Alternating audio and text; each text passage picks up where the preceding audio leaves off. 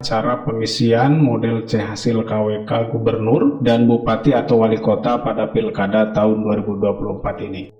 Model C hasil Gubernur, kemudian yang ini adalah model C hasil KWK Bupati, sama juga ada 3 lembar.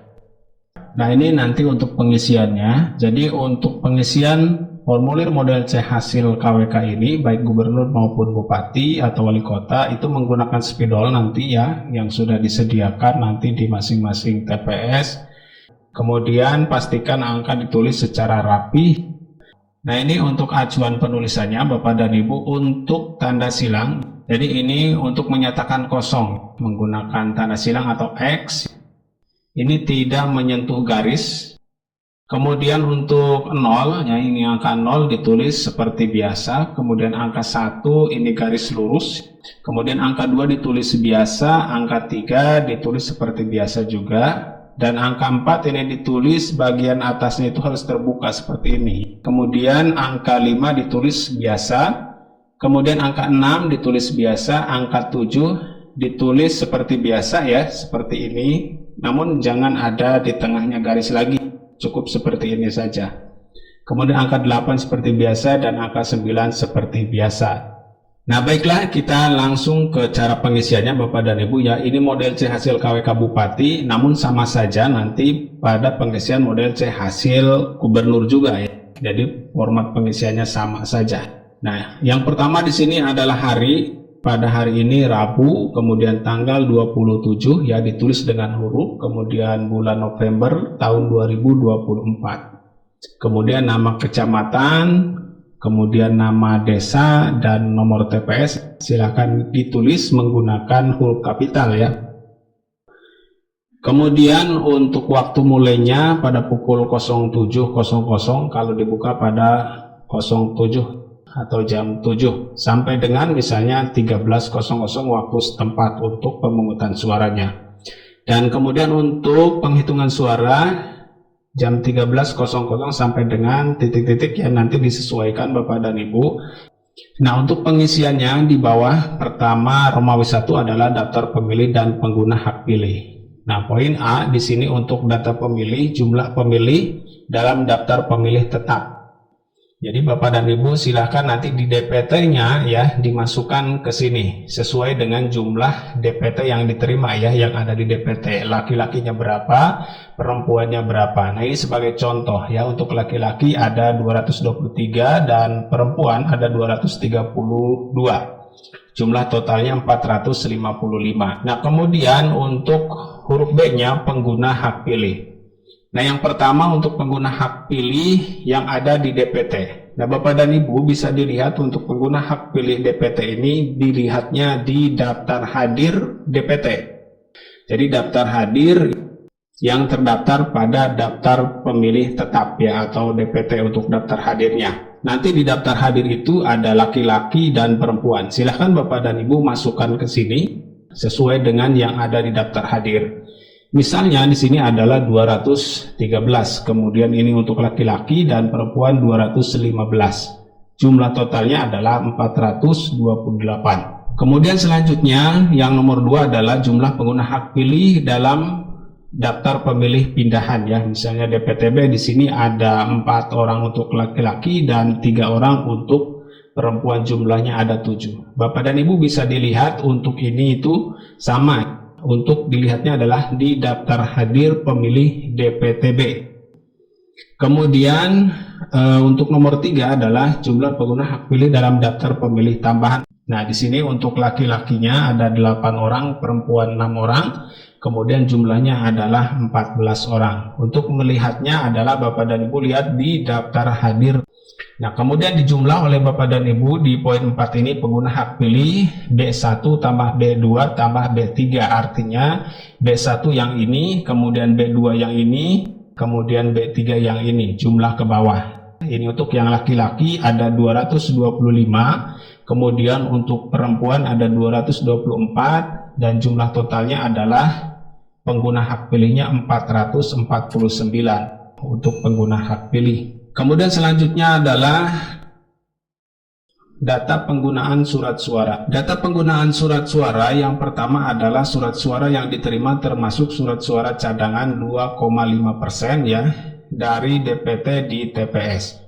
Nah, cara penghitungannya Bapak dan Ibu bisa menghitungnya melalui jumlah pemilih yang ada di DPT yang ini ya 455, kemudian dikali 2,5% dibagi 100. Nah, itu nanti ada jumlah surat suara berapa ya. Jadi nanti ditambahkan dengan jumlah DPT ini.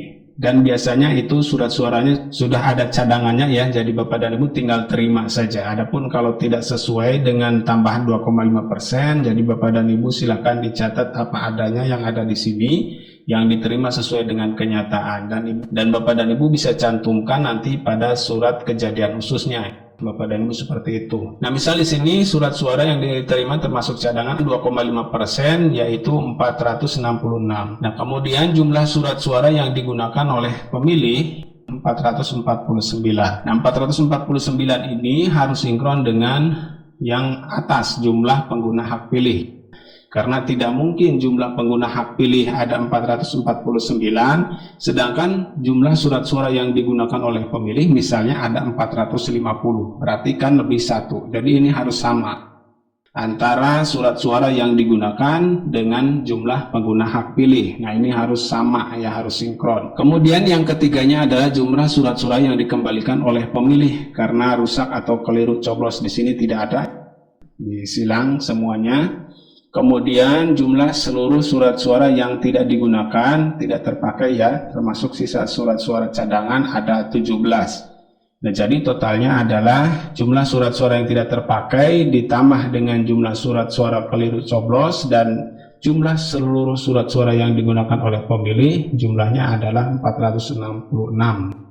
Kemudian selanjutnya data pemilih disabilitas ya. Di sini jumlahnya laki-laki ada 2, perempuan ada 1, jumlahnya ada 3. Ini sebagai contoh saja. Dan untuk data pemilih disabilitas ini sudah terinclude kepada jumlah pengguna hak pilih yang ini 449. Jadi yang di bawah ini hanya menerangkan saja bahwa dari 449 ini ya ada 3 orang yang disabilitas seperti itu. Kemudian kita ke lembar yang kedua. Nah, di sini seperti biasa yang di atasnya Bapak dan Ibu ya diisi provinsi kabupaten sampai ke TPS-nya. Nah, di sini lembar kedua ini adalah data rincian perolehan suara sah pasangan calon bupati dan wakil bupati atau gubernur ya, sama saja di lembaran gubernur nanti. Nah, ini perolehan rincian dari pasangan calon. Misalnya di sini 75, nomor calon 75 yang memperoleh suara itu sebanyak 149, dan pengisiannya ya Bapak dan Ibu seperti ini, seperti biasa di pemilu kemarin juga seperti ini. Kemudian yang tidak ada isinya kita buat garis Z seperti ini. Kemudian di sini adalah ini jumlah total per baris ya, ada 60. Kemudian baris kedua ada 60, baris ketiga ada 29. Kemudian ini untuk titik hitam-hitam ya Bapak dan Ibu dihitamkan, 1 di sini hitamkan ya, kemudian 4, kemudian 9 di sini ada panduannya ya.